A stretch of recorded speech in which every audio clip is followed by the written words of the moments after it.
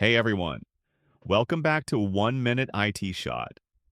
In this quick tutorial, I'm going to show you exactly how to fix the Scripthookv critical error in GTA 5 step by step.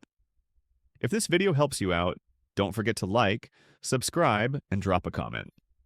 It really motivates us to keep posting fix videos every time Rockstar releases an update. Alright, let's get into it. First, check the video description or pinned comment below. You'll find the updated Scripthookv fix file link, or follow me by this path that I am showing.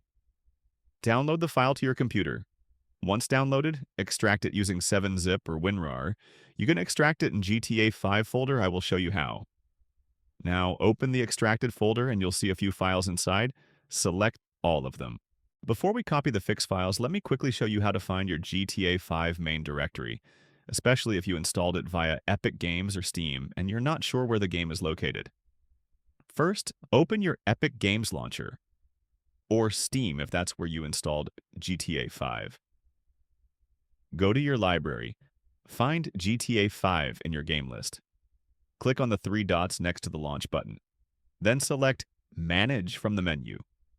Now click on Open Install Location. This will take you directly to the GTA 5 game folder. This is where we need to place the Scripthookv fix files. Make sure this folder contains files like GTA5.x, update, and x64 folders. If you see those, you're in the right place. Now go back to the fix folder we downloaded and copy all the contents. Then just paste them right here into this GTA5 folder and confirm any prompts to replace existing files. And that's it! Scripthookv is now fixed and you're back in Los Santos without any issues.